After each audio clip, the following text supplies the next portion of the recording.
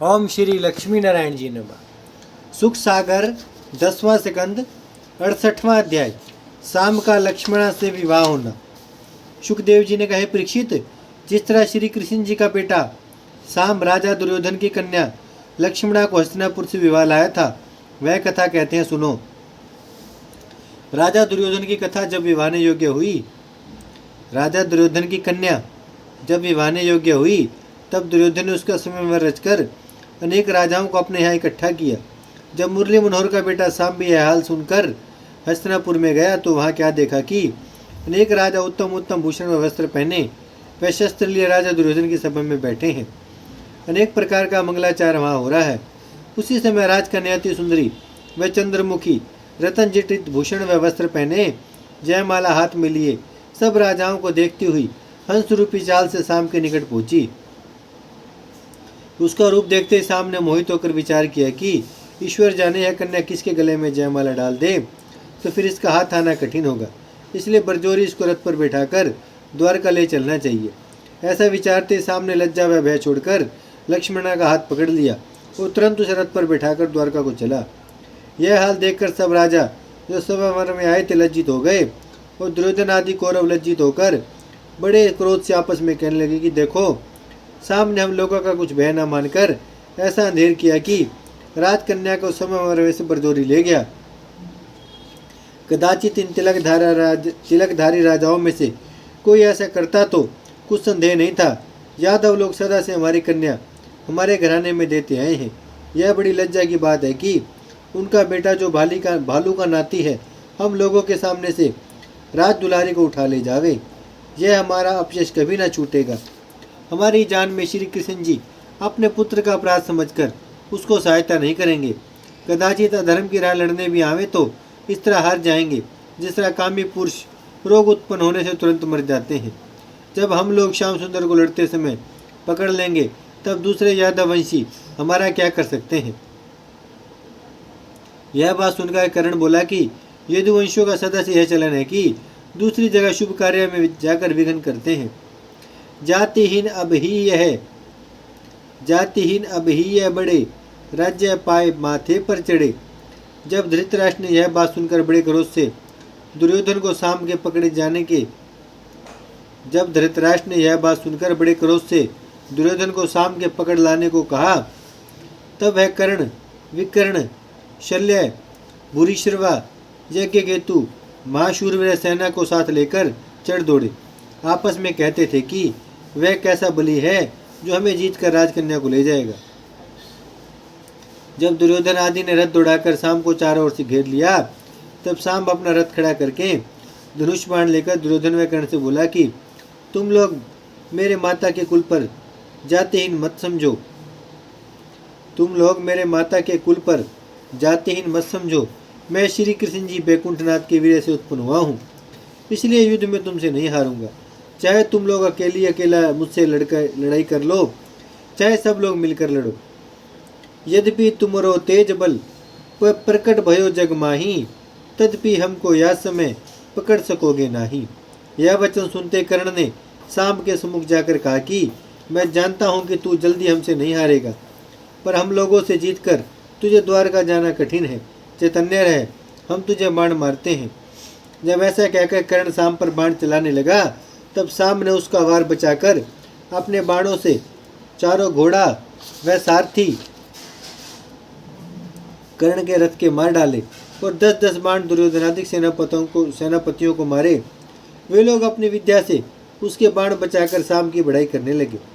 जब दुर्योधनादिक ने देखा कि शाम अकेला हम लोगों से नहीं मारा जाएगा, तब 6 शूरवीर एक साथ शाम पर अपने अपने शस्त्र चलाने लगे। उस समय शाम ने मुरली मनोहर के चरणों का ध्यान धरकर ऐसे बाण चलाए कि 6 मार्थियों को व्याकुल कर दिया और उनके घोड़े सारथी समेत मार डाला। जब दुर्योधनादिक ने अपनी यह दशा देखी, तब 6 मार्थियों ने एक साथ धर्म की राह तीर मारकर एक ने चारों घोड़ा और दूसरे ने शाम का सारथी मार डाला, तीसरे ने धनुष काट डाला और चौथे ने रथ पर से ध्वजा गिरा दी।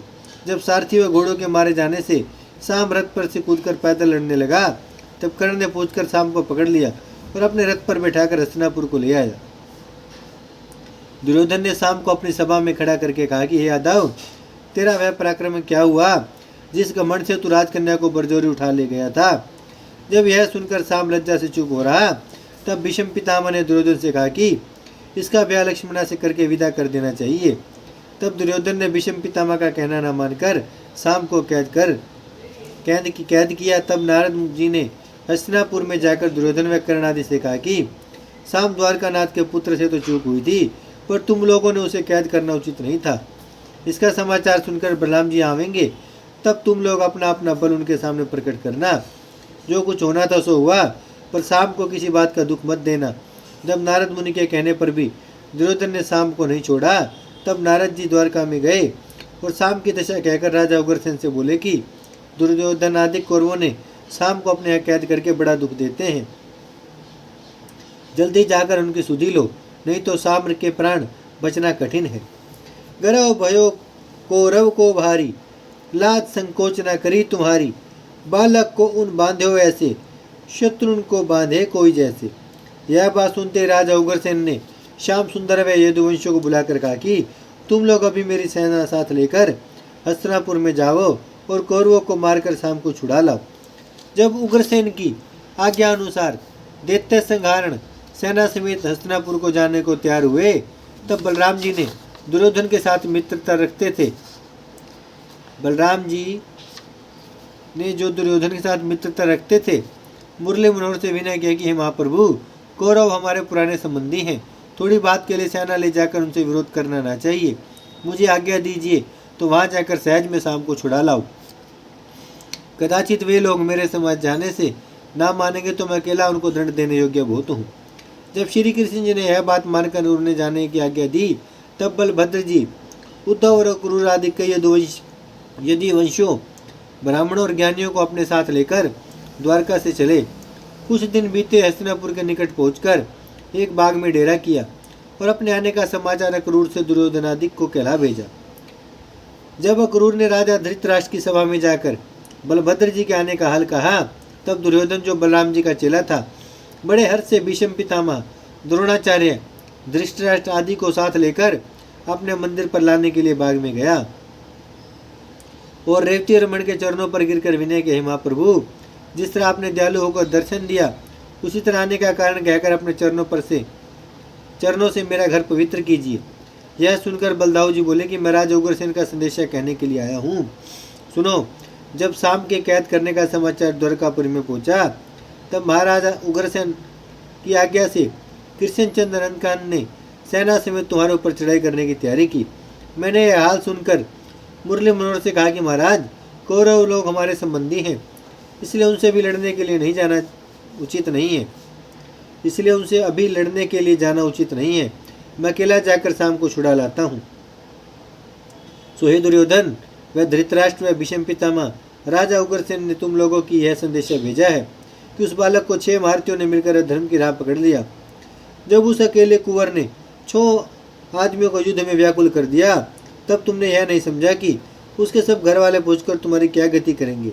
हे धृतराष्ट्र, यद्यपि उस बालक का ज्ञान से अपराध हुआ है कि राजकन्या को स्वयंवर से उठा ले गया, पर तुम लोगों को संबंधी होकर उसे कैद करना उचित नहीं था। लड़कियों को अपनी नातेदारी में देना चाहिए, इससे और क्या उत्तम हो सकता है। अब भी उचित है कि शाम को कैद से छोड़कर लक्ष्मणा का विवाह उससे कर दो। ओम श्री लक्ष्मी नारायण जी। बाकी का अध्याय कल पढ़ेंगे, बड़ा अध्याय है।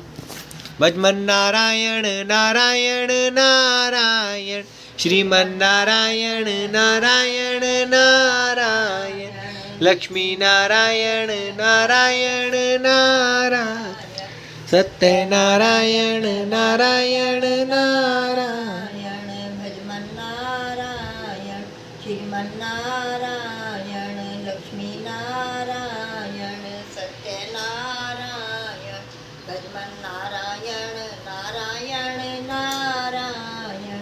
भागवत महापुराण की जय, लक्ष्मी नारायण भगवान की जय, गौ माता की जय, गंगा मैया की जय, धरती माता की जय, शिव परिवार की जय। हर हर महादेव, हर हर महादेव, हर हर